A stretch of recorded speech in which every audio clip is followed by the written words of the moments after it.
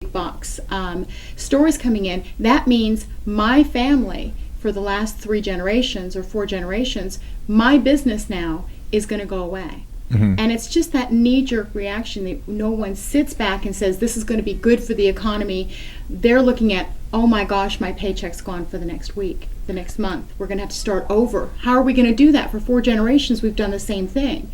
So perhaps it's just that knee-jerk reaction, and we just need to educate them and give them a little time. Yeah, and I think we would all have that impulse if there was something that we do and then someone else comes into town and perhaps does it better. Our natural inclination is to be very worried about that, and that's, we can be sympathetic to these folks, but at the same time we shouldn't pass up the larger societal gains that are to be made from progress. And a lot of these people, the florists, probably displaced someone else. So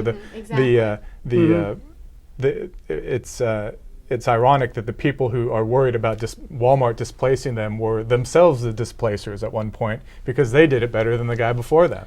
And every time I go into the big box store that I shop at, it's filled with small business people stocking up for stuff for their stores.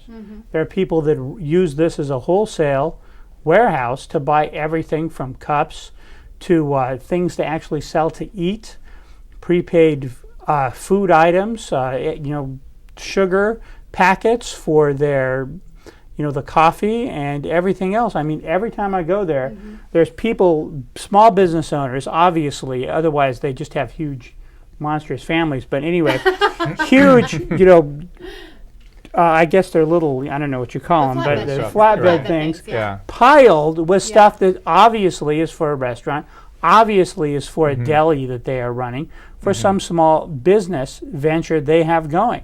So maybe, hopefully, when more research is done, we will see that, yes, there are businesses that are losing ground, but there's going to be other ones opening up, and I think that maybe more small businesses open up and take advantage of these than are being shut down. Also, my business that I ran a record store in San Francisco, and there was no way, because of the economy of scale, what I was talking about before, that I could exist selling Madonna records, because the big stores were buying 1 million Madonna CDs, or whoever is the Madonna this week, whoever's the hit this week, Britney Spears or whatever. They were buying 1 million at a time and distributing to all their stores, and buying such a huge quantity, they got a really nice price. Me, as a small one store, I wouldn't even bother to buy something like that, because you could go somewhere else and buy it for $1 or $2 cheaper. So I concentrated on record labels and record companies and forms of music that weren't available generally. And there's lots of them. And there's tons. Lots of things that these big box stores just can't cater to, because they're catering to the majority, and to the common denominator. And I think that's a very good point, and that's why people worry, who can possibly compete with Walmart? Well, a lot of times it's coming full circle. It's the small bodegas, it's the ethnic specialty shops. They won't. Walmart might have ketchup, but they won't have the same salsa that your local Mexican retailer would have. Exactly. You're not going to go to Walmart if you're making curry and you need spices from India or Vietnamese. Exactly. Huge Vietnamese. And so it's these specialty stores. Often they're ethnic specialty stores. You have the Whole Foods, which caters to sort of the folks who prefer organic foods. So the market offers a whole range of choices, and Walmart will kind of be your middle of the road. If you don't care what kind of ketchup, you go there. But if you're a little bit pickier, you might go to the neighborhood bodega. So you're seeing that there's a change in the economy of that neighborhood, the economy of that community. Is that what you're doing, Ted, in your research and writing your papers? Are you educating the public to what to anticipate in that change of economy? Yeah, I think it's to show them that there are going to be winners and losers. I would never suggest to anyone that Walmart would come to town, or any big box retailer, or any company for that matter, would come to town and the effect would be good for everyone all the time. There are winners and losers in the market system, but on balance, I think it's quite clear that Walmart and other big box retailers offer more good than pain. And so we've seen that, for example, a couple of Marshall University economists studied the Walmart effect, and they found that in general wages actually rose. There was more employment gains in the areas that had Walmart as well. Excellent. And so what we see is because the people who have the most to lose are the ones that tell us the most about Walmart. So you hear it from the unions, you hear it from the businesses who are already there. How is it that wages will go up? I mean, just saying that, I don't think that the people listening are going to understand.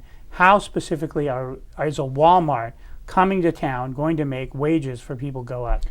Well, there's a difficulty in separating out Walmart from the larger economy, but one way that it could happen is what I mentioned previously. So you have folks who are able to save a lot, $804 in the Los Angeles case.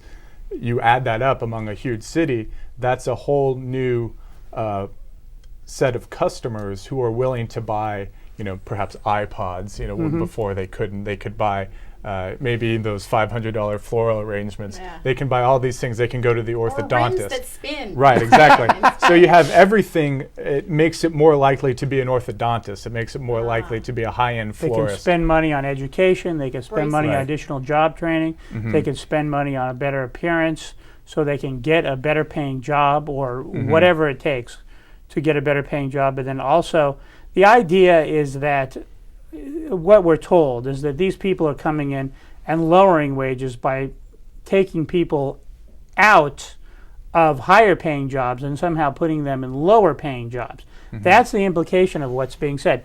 They're not a union shop. They're not paying people a lot of money. Well, they're coming to town and they are providing jobs that were not there before. And so what we have to do is understand, there's more jobs now that they're there. I mean, they may shut down some other small businesses, but I hope 3 more are going to take their place. But, that's always the implication, that they're drying up the jobs. There's other higher paying jobs that they're taking away. Okay, and that's the implication. And people are believing that. How do you answer that? How do you communicate that isn't the case? Well, we would always want people to have higher paying jobs, of course, but that's typically not the choice. It's some people will have higher paying jobs if they're unionized, but you'll have fewer jobs. So when Walmart comes to town and offers higher prices too. Correct, a wider range of jobs, you'll see a range in salaries, where before you had a kind of clustering towards the middle of salaries. But another thing that people forget is that you mentioned sometimes there are the incumbent stores that are already there, but oftentimes there's nothing there. Here in Inglewood, nearby where we're they voted out the Walmart. They essentially banned, where they kicked out Walmart. In this case, there wasn't, in the spot where Walmart would have broken ground, there's really nothing there. There's weeds and there's concrete slabs there, and the concrete slabs are, last time I checked, still there, and those concrete slabs aren't hiring anybody. So some of these jobs they're providing are low wages, but they're generally going into areas where there aren't even low wage jobs to be had. Exactly. No one is going to go from a high wage job to a low wage job. They're generally not going to do that, and there's no way that the Walmart can drain higher paying jobs out of the community. And then some of the jobs in these big box stores, I'm trying to get out of this habit of naming Walmart because there's so many of them. Right. And this isn't a commercial for Walmart or any big box store. But some of those jobs are low paying, but a lot of them aren't. There's managers, there's people that are driving the trucks, there are people that are in the stock rooms. I'm sure there's lots of different levels of employment at these stores. Well, and not only that, when you have somebody who's getting out of high school and has the idea that they won't be able to get a job because they don't have the training, they don't have the experience, there's really nothing for them to get, not even a bag person, bag boy, bag gal at the local supermarket. This